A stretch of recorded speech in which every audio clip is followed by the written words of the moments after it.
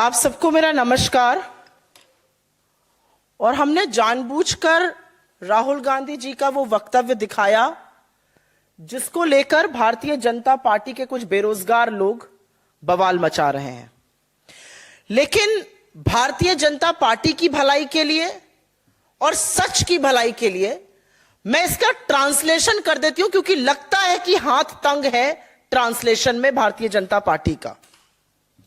राहुल गांधी जी ने साफ तौर से कहा है, और मैं उन शब्दों को दोबारा से प्रयोग करूंगी। सवाल उनसे कमजोर होते हुए लोकतंत्र पे पूछा गया और उन्होंने पुरजोर तरीके से कहा, this is our problem, this is an internal problem, this is an Indian problem and solution for this has to come from inside not outside. इसका हिंदी रूपांतर बड़ा आसान है, लेकिन लगता है कि भाषा में हाथ तंग है अंग्रेजी और हिंदी में, और भाजपाई कर नहीं पाए। इसका सीधा मतलब यह है कि यह हमारी समस्या है, कमजोर होता लोकतंत्र। यह हमारी अंदरूनी समस्या है, यह भारत की समस्या है, और इसका निवारण, इसका समाधान भी भारत ही करेगा। हम ही इसका समाधान खोजेंगे। वो आगे कहते हैं, और यह गैर तलब बात है, यह इंपॉर्टेंट बात है, और जिन लोगों का भी लोकतंत्र में जरा सा भी यकीन है, और जो लोग भारत को यह कहते नहीं थकते कि हम जननी है लोकतंत्र की और हम वाकई में हैं, उनको यह सुनना पड़ेगा।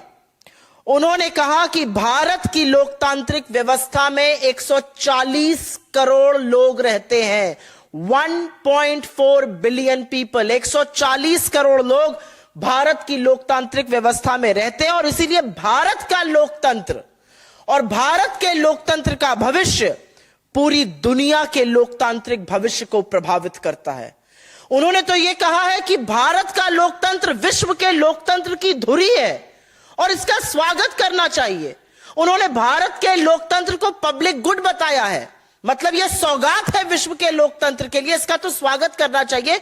खड़े होकर प्रधानमंत्री जी को भी ताली बजानी चाहिए। लेकिन बजाय उसके आज मैंने आउट ऑफ वर्क भाजपा के काफी लोग लगे हुए हैं। यह सच है कि जब राहुल गांधी जी बोल देते हैं तो भाजपा के बददिमाग प्रवक्ता, उनके सांसद, उनके एमएलए, उनके बेरोजगार घूमते हुए पूर्व मंत्री, उनके कुछ ना काम करते हुए प्रेजेंट मंत्री, सब के सब ट्रोल बनने का, दो रुपल्ली का काम करने लगते हैं। हर व्यक्ति भाजपा में एकदम से सक्रिय हो जाता है अगर राहुल जी बोलते हैं। पहले तो आप डिसाइड कर लीजिए भाई कि उनकी बात सीरियस है कि नहीं है। अगर सीरियस है तो आप सब लोग बोलते हैं, और अगर सीरियस नहीं है तो क्यों बोलते हैं। आज लेकिन मैंने एक बड़ा ही भद्दा, शर्मनाक और निहायत ही गैर जिम्मेदाराना बयान एक ऐसे व्यक्ति से सुना जिसने इस देश के संविधान की शपथ ली है, इस देश के सांसद हैं। मैं समझ सकती हूं उनका दर्द, मैं समझ सकती हूं उनका विस्मय, मैं समझ सकती हूं उनका विरोधाभास, उनका कॉन्फ्लिक्ट, उनकी ललक न्यूज में बने रहने के लिए। श्री रविशंकर प्रसाद जी अब पद पर नहीं है, मंत्री थे, बड़े बेआबरू होकर कूचे से निकले, लेकिन अब रेलेवेंस की लड़ाई कर रहे हैं। और वो आकर अनाप शनाप, बिना पलक झपकाए जो झूठ बोलना होता है, उन्होंने आज उसका काम किया है और कहा कि राहुल गांधी जी हस्तक्षेप मांग रहे हैं किन्हीं और देशों का भारत के लोकतंत्र में। राहुल गांधी जी 4 बार के चुने हुए सांसद हैं, इस देश के विपक्ष के सबसे प्रमुख नेता हैं, सत्तारूढ़ दल में रहते हुए सबसे बुलंदी से जनता की आवाज उठाई और अभी भारत जोड़ो यात्रा करके इस देश के लिए एक नई आशा और एक नई उम्मीद की किरण बने हैं। और आप हमसे कहते हैं कि वो ऐसा कर रहे हैं। वो तो ये कह रहे हैं कि भारत का लोकतंत्र और यहां का लोकतंत्र का ढांचा विश्व के लोकतंत्र का भविष्य डिसाइड करेगा। लेकिन ऐसा पहली बार नहीं हुआ है कि राहुल गांधी जी को लेकर तमामों मनगढ़ंत कहानियां, तमामों झूठ बोले गए हों। ये वो लोग करते हैं जो अपने अस्तित्व की लड़ाई भारतीय जनता पार्टी में लड़ रहे हैं, जिनका वजूद ही, जिनका काम ही, जिनकी दुकान ही राहुल गांधी जी के खिलाफ बोलकर चलती है। और ये लिस्ट है, और मैं लिस्ट भी अब धीरे धीरे जारी करना शुरू करूंगी, कौन बोलता है और कौन नहीं बोलता है, जिससे कि दुनिया को पता तो चले कि कौन क्या काम कर रहा है, किसकी क्या प्राथमिकताएं हैं। तो ये वो लोग हैं जिनका अस्तित्व, अगर वो राहुल जी के खिलाफ ना बोले तो अस्तित्व भी 2 पैसे का नहीं है, 2 कौड़ी का नहीं है।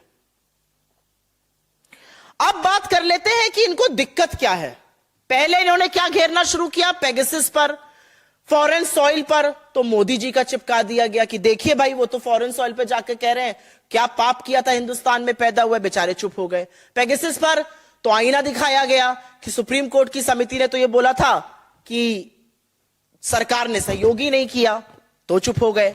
फिर चीन को लेके उड़े, चीन की तारीफ, चीन की तारीफ। राहुल गांधी जी ने तो कहा कि चीन एक कोअर्सिव फोर्स है, वो बलपूर्वक काम कराने की कोशिश करता है अपने यहां, और यह सर्वथा गलत है।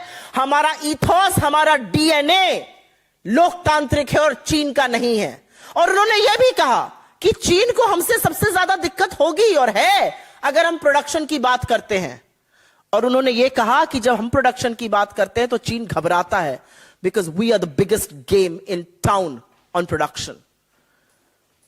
इस बात का जवाब तो मोदी जी पहले ये एक्सप्लेन करके दें कि $100 बिलियन का व्यापार घाटा क्यों करके बैठे हुए हैं, नतमस्तक क्यों हो जाते हैं, जी हजूरी क्यों करते हैं, 20 जाबाजों की शहादत का बदला कैसे लेंगे। तो पहले तो बेचारे चीन पर घुमाते रहे, वो भी नहीं चिपका, क्योंकि राहुल गांधी जी ने तो चीन को ही धज्जियां उड़ा दी है कहकर कि चीन एक कोअर्सिव फोर्स है, चीन में लोकतंत्र नहीं है, चीन बलपूर्वक काम कराता है, चीन को हमसे दिक्कत है, अगर हम प्रोडक्शन करेंगे तो चीन को सबसे ज्यादा दिक्कत है, बिकॉज हम सबसे ज्यादा उसमें उन्नति कर सकते हैं। तो सबसे पहले मुझे ऐसा लगता है सांसद होने के नाते रविशंकर प्रसाद जी अपने बोले हुए माया जाल, अपने बोले हुए झूठ पर माफी मांगे और यह सरकार अपनी पोजीशन क्लियर करे कि इनकी क्या पोजीशन है, चीन पर क्या पोजीशन है, पाकिस्तान पे क्या पोजीशन है, इनकी क्या पोजीशन है महंगाई पर, बेरोजगारी पर, और ये क्या करना बंद करेंगे कि इस देश का लोकतंत्र सुरक्षित, स्वस्थ और मजबूत रहे।